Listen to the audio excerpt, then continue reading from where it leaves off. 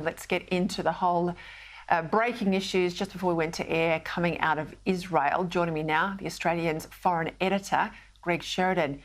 Greg, we'll start, as I said, with that breaking news. This is about the origins, at least from the Israeli viewpoint, of the hospital attack in Gaza. There was a whole series of claims and counterclaims today for people at home who mightn't have picked it up. There was some terrible commentary from the Greens, of course. But then I saw this from the Canadian Prime Minister Justin Trudeau, which just goes to underscore, wait until you have a confirmation from a trusted intelligence source before you speak, leader. But he didn't. Have a listen. The news coming out of Gaza is horrific and absolutely unacceptable. International humanitarian and international law needs to be respected in this and in all cases. There are rules around wars, and it's not acceptable to hit Is the hospital? The Israelis, Greg, say it was Islamic Jihad. They've put a lot of evidence on the table. What can you tell us? Well, Peter, first of all, certainly it was a terrible tragedy. I don't believe there are any circumstances in which Israel would ever intentionally fire at a hospital. Nor do I think the Israelis are likely to be telling us lies. The Americans, genuinely accidentally hit a Chinese embassy in Belgrade years ago, and they just confirmed it was them, and it was a terrible accident, and they apologised profusely. I'm not yet willing, so I don't disbelieve the Israelis, but the evidence has just come out minutes ago. I don't yet think we really know what's happened. I absolutely underscore the wisdom of your remark in relation to Trudeau. Before we get too declamatory and definitive about all this, let's see the evidence. I don't disbelieve that Islamic Jihad may have misfired a rocket and so forth. But I just think everybody should wait and let's get all the evidence in and see. It's a terrible tragedy. A lot of innocent people have been killed. Palestinians can be innocent as well. But, I just think that the whole world should just stop and see what the actual truth is. And I don't disbelieve the Israelis, but I certainly want to sift all the evidence and see everything that we know. Yeah, look, I think that is prudent, Greg. That's why you're the foreign editor. We want to go through sort of the blast patterns, intel. They've picked up some Arabic conversations on the ground. What were they saying at the time? All of that's going to come out. But I think it just underscores truth is the first casualty in war, they often say. And a lot of people were running around today in the federal parliament, as we saw overseas with Trudeau, I think talking out of their hat. And at this time, that's incredibly dangerous.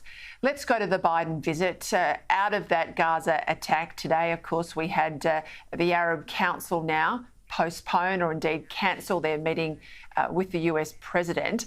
What's he going to, other than show support, what's he going to Israel for, particularly given those remarks from the Iranian Supreme Leader that have just escalated things in recent hours?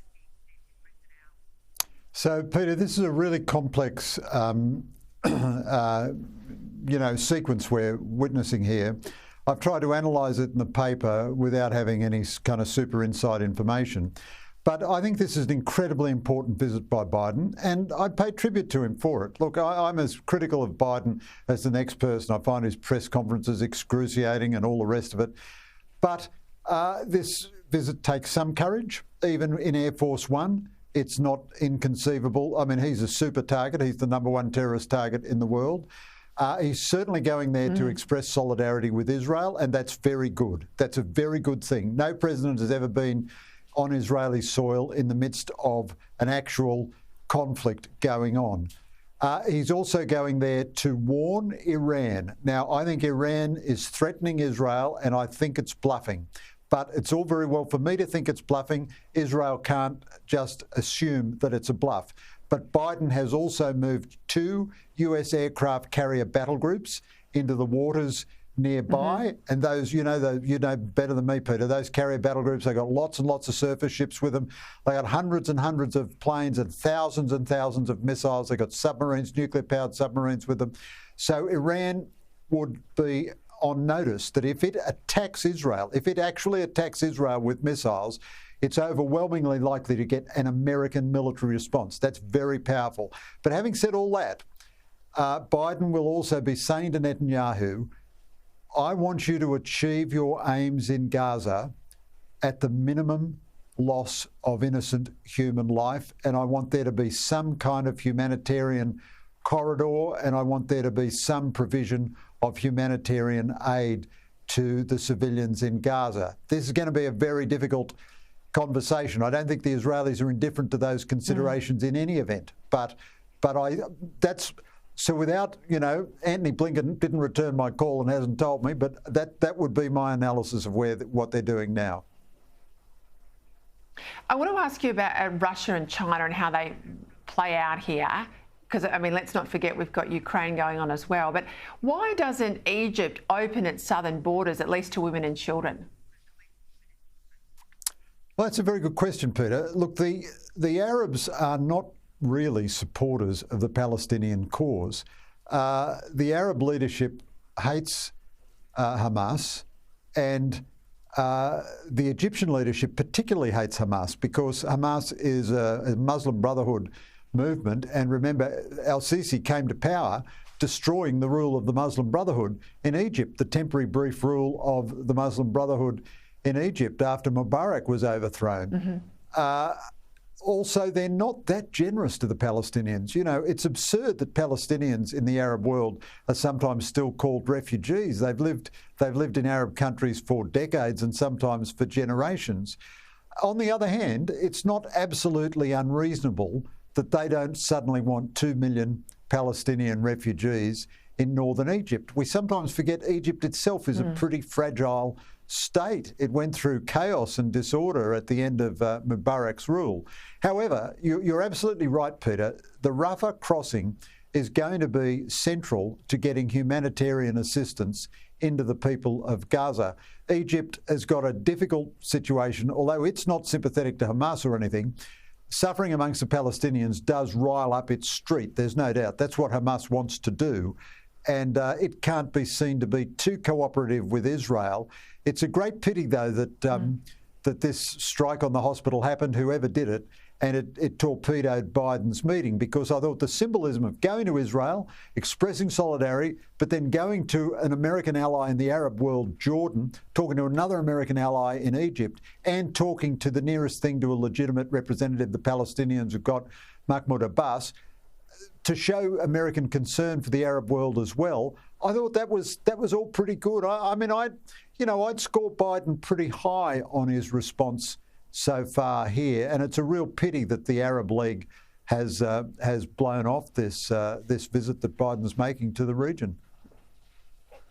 You just mentioned the timing, and I think we both can say to our audience tonight there have been plenty of circumstances in the past where terrorists have, killed their own people to stage something that looks like it's come from another adversary and tried to blame them in the public domain. Just quickly, China and Russia, anything there you can tell us?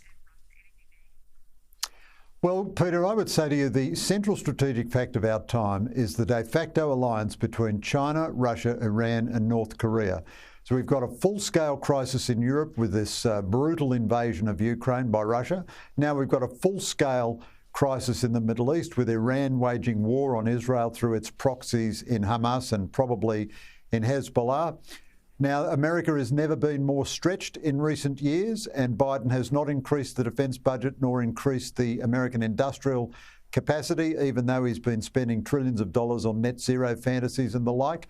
And I wonder if China, which, they just hosted Vladimir Putin in Beijing, I wonder if China is not going to find this a propitious time to take some very aggressive action in the Indo-Pacific in about 6 or 8 weeks' time. I think that's a real possibility.